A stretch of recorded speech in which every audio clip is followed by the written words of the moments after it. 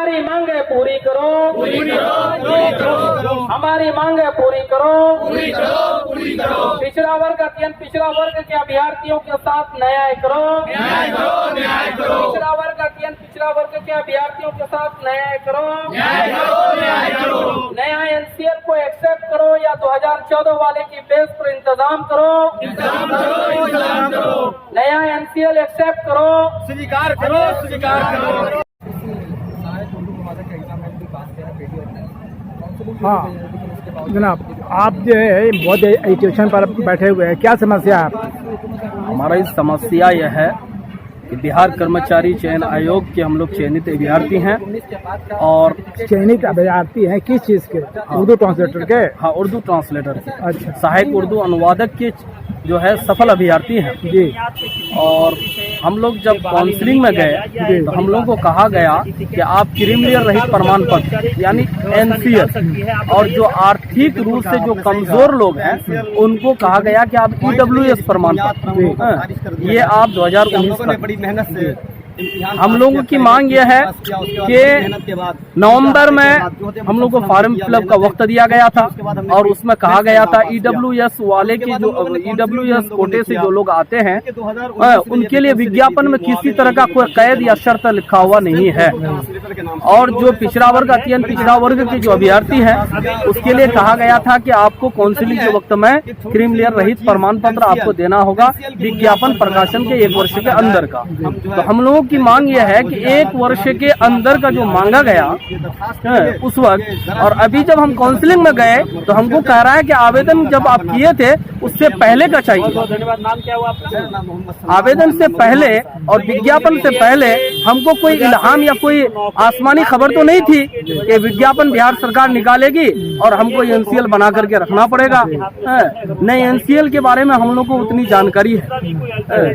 NCL क्या है, हर जगह जितना भी संस्था है सब जगह करंट मांगा जाता है, इसलिए करंट मांगा जाता है कि उसकी आय को वो क्लियर करता है कि आप अगर 8 लाख से पिछड़ा वर्ग अत्यंत पिछड़ा वर्ग से आते हैं, 8 लाख से ज्यादा अगर आपका इनकम है तो आप पिछड़ा वर्ग का लाभ नहीं ले सकते।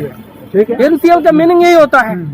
और एनसीएल का मतलब क्या होता है? नहीं एक चीज जैसे रिसेंट आप दे रहे हैं तो हम लोग चाह रहे हैं कि हम लोग करंट दें जी। अभी भी हम यानी कि क्रीमिलियर से नहीं है, पहले भी थे जी और अभी तक हैं, इसको एक्सेप्ट करें आप जी। उस वक्त भी हम लोग पिछड़ा वर्ग से आते थे, अभी भी हम पिछड़ा वर्ग, हमारा कास्ट थोड़ा चेंज हो गया है। तो हम लोग के पास कहा जा रहा है कि नहीं आप उस वक्त का लाइए। हम लोग कह रहे हैं कि आप मेरा करंट स्टेटस देख करके कि अभी हमारी इनकम कितनी है उस हिसाब से हमको कोटी का लाभ दीजिए और हमको नौकरी ज्वाइनिंग लेटर दीजिए। तो उनका कहना है कि नहीं आप पुराना उस वक्त क्या थे नहीं थे उस वक्त का हम लोग से मांगा जा रहा है। तो ये तो भाई ये तो अड़चन लगाना हुआ कि साहब। देखिए ये लीगल है, हम लोग को छांटने की प्रक्रिया है। अच्छा ठीक है, ये है।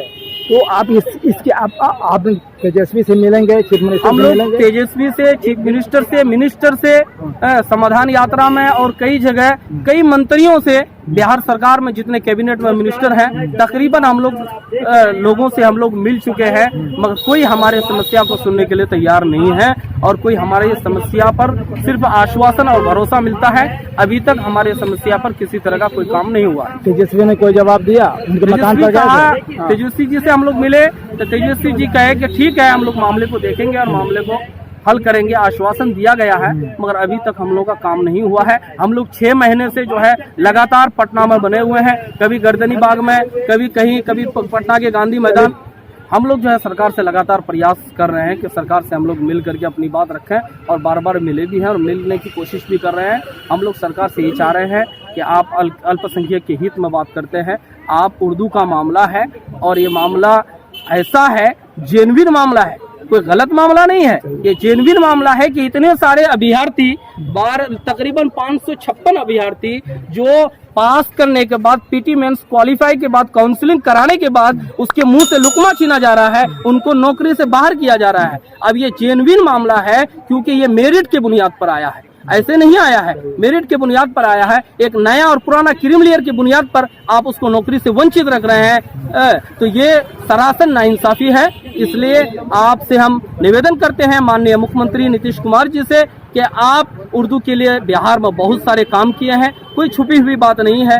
आप एक उर्दू नवाज शख्स हैं, आपसे हम लोग रिक्वेस्ट करते हैं, क्योंकि जब उर्दू अनुवादक वाले की आपने बहाली दी, आपने नियुक्ति पत्र बांटा, तो आपने कहा अभी ये शुरुआत है। 1294 पोस्ट सहायक उर्दू अनुवादक का जो ये है वो बहुत ही जल्द एक बड़ी आंधी आने वाली है। चुनाव जी आप इस पर कार्रवाई फौरन करें, आपका मुतालबा। हमारा मुतालबा यह है कि आप फौरन जो है इस पर हमारे लिए हमारे समस्या का समाधान कीजिए। जिस तरह से 2014 वाले प्रथम इंटर स्तरीय 2014 वाले का भी मामला सेम था और उन लोगों ने सरकार से राब्ता किया, सरकार ने अपने संज्ञान में लिया और सामान्य प्रशासन के द्वारा उन लोगों के लिए विशेष व्यवस्था हुआ कि वित्तीय वर्ष 2013-14 में उनका आकलन करके उनका जो है क्रीमिलियर बनाया गया और उनको बिहार कर्मचारी चयन आयोग ने एक्सेप्ट किया और उनकी अभी बहाली हुई 2022 में। तो उसी आधार पर आपका हम लोग चाह रहे हैं कि उसी आधार पर हम लोग का भी समस्या का समाधान।